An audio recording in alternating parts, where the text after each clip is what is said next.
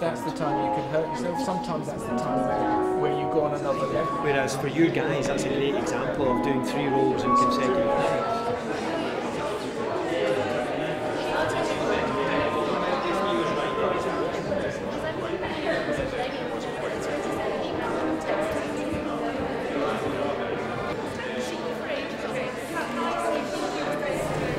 Mercury, I think, is an exquisite study of the intellectual and physical process that goes into creating a dance movement. But more than that, it gives us an insight into the intimate relationship that exists between the dancers and the choreographer. This relationship, I think, is crucial if dancers are going to push themselves to the limit and not cause any physical harm. The film also shows us in minute detail how the body works, the stresses and strains that dancers undertake in order to achieve movements. Again, this can only be achieved because of the absolute trust that the dancer has in the choreographer and his understanding of the knowledge of their limits and their ability. I think this is true of all elite performers and athletes as well. For almost every international footballer or Olympic medalist, there will be a whole team of people who not only understand how to nurture and develop their natural talent, but use the science of sports medicine to care for them and to prevent or treat injuries. There are of course some obvious parallels between football and ballet. Both demand extraordinary levels of strength and fitness and a near fanatical commitment to a career that is relatively short-lived and could end in injury at any moment. After the film, we'll have an opportunity to hear some of the less obvious similarities and indeed some of the differences between the disciplines, what they can learn from each other, and some of the parallels that are developing between the care and treatment of both dancers and footballers. In other words, the opportunity of getting inside the science of sports medicine in a way that many of us may not have considered before tonight. And so I'd like to hand you over to Daniel, who will introduce his film. Paul Tyers selected a series of sequences from the ballet's current repertoire. 3 solo dancers and 1 pair performed 5 sequences in total. The film cuts between the slow motion sequences and the preparation and filming of each sequence.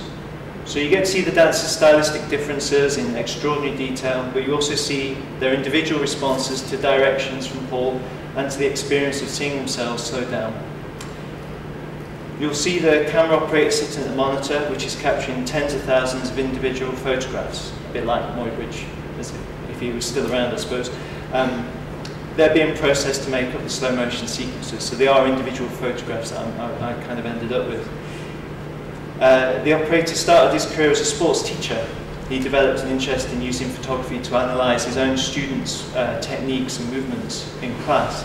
And he went on to film injured racehorses in the Middle East with high-speed cameras. So now I was able to hire him. He's a specialist cameraman working on wildlife and engineering shoots, filming ballistics. He felt that there was an optimum speed for shooting human movement, 500 frames a second. So it was a real challenge for him on the day to film at 2,000 frames a second and almost see these film sequences as moving photographs. And I suppose my interest is purely more than analytical. As with dance itself, the technical side is only half the story. And in the case of film, slowing things down to such a degree generates some quite striking illusions. All sorts of artifacts and emotions appear in the long sequences that, as you'll see, were not there in real time. So we can talk about it afterwards, but I hope you enjoy the film.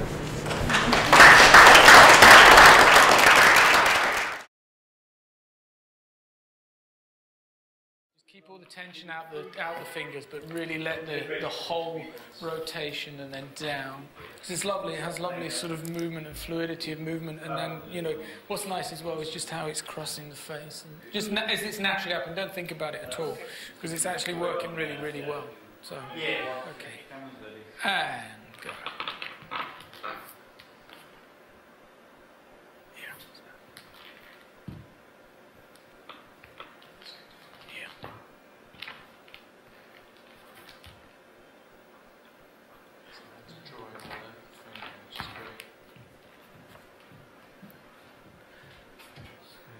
The only I would say is don't. I know it's fast anyway, isn't it? Look down.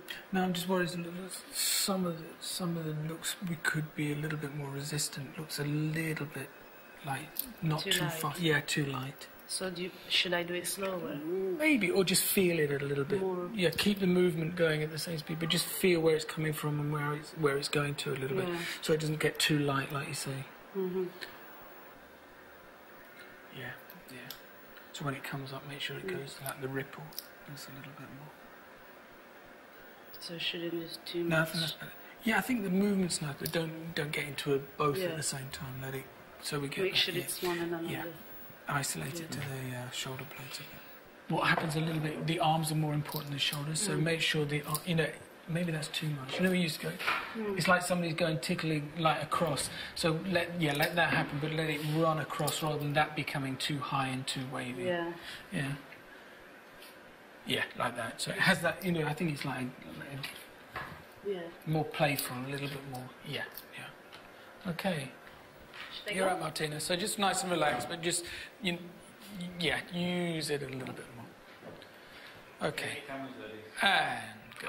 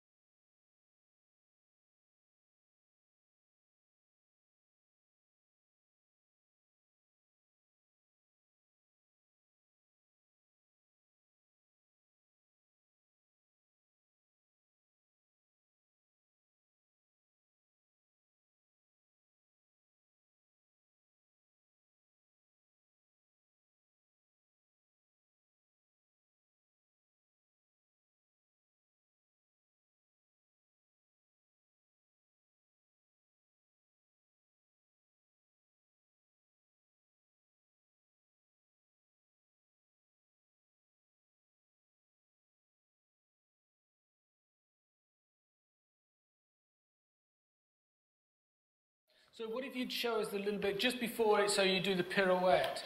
So you do just the ballet? do the ballet from the ballet. That one, and then that. And I think keep it in context, although it's not in context, like fun. Like fun? You know, when you're doing it with her. Oh, right, But okay. it still has that same sort of feeling of the gavotte, and it has lightness to it. Because if not, everything will look quite serious as well. Where do you look on the turn? Are you looking at a spiral, or are you doing a turn? Yeah, make sure it has that beautiful quality. So this is quite clear, and then spiral down, and then come clear again. Yeah, I know it's hard. Okay, and go.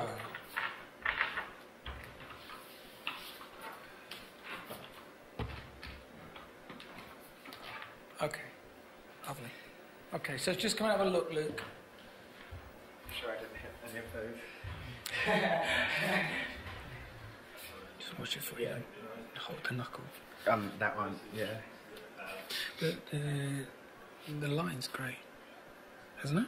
Yeah, I think it could. You know, It's as just much as the going- bad things going like that, there's so much good stuff going on that you don't realise you do There. when you dance, because that's, you know, you spend years training to do it, so you forget about that. What I love is that where you don't notice sometimes when you dance, what you do is like the coordination as the foot comes down, the hand hits exactly the coordination that we achieve is very, very clear. Yeah, it's that real, like, because Yeah. you think when I'm coming down, like you almost look to the floor about there. Always like that slight intent, and you can't. You've got to really make sure you go. That's why I say in fondas, when you're in the fonda, if you go through up to the demi point, that you go you go straight leg, push, And then- now link it up, because you're putting the leg under real tension. You know, incredible power that you put in the muscle under that tension, ready for it to burst out again. Okay, and go.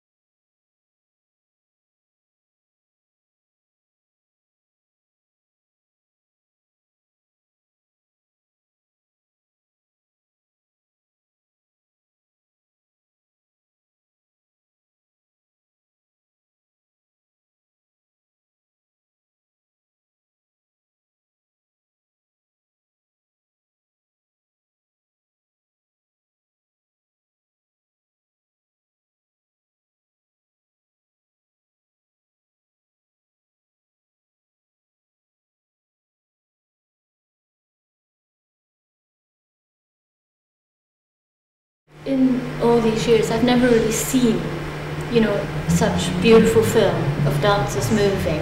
And I'm just wondering where this is going. How are you going to use it, you know, within the dance context? It doesn't have to be ballet or anything like that. Just love movement and how the body moves and how the form that you make and everything is so incredible. It's the sort of thing that I think does need to go out and people need to be, to see it and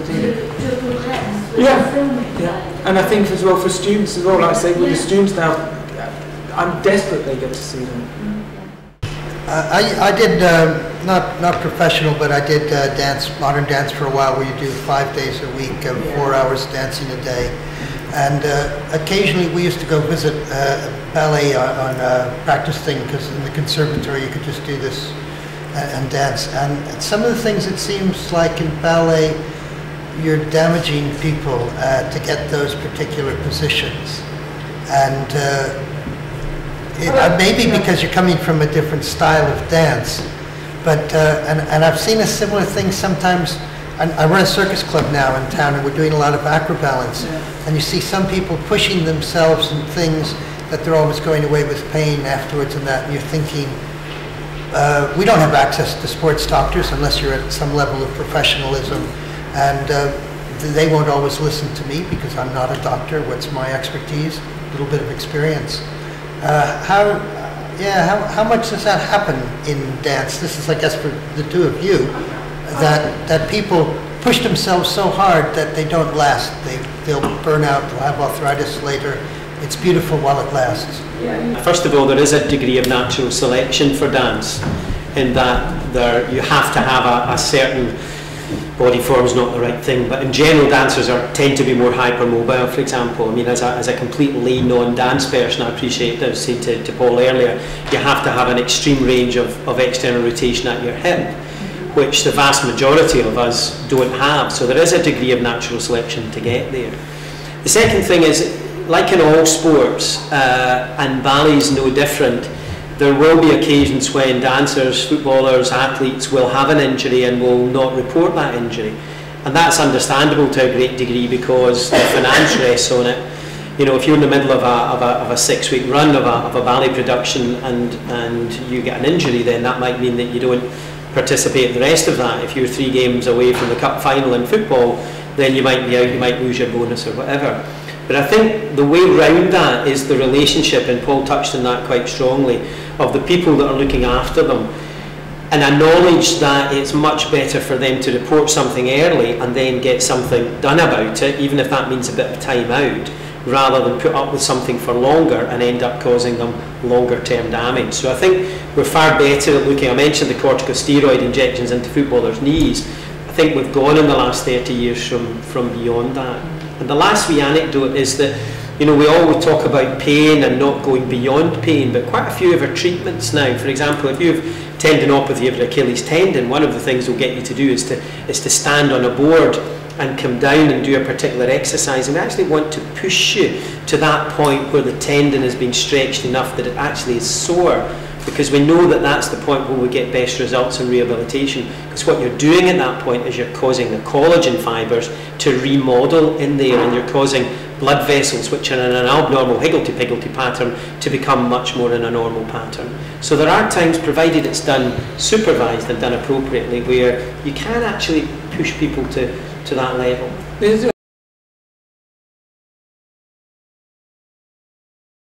felt that if I added any music on top, it would give it a kind of a false poetry. It's not music that existed for the movement, and also it's from a ballet that already has a score. So did I slow down that music, which would sound odd?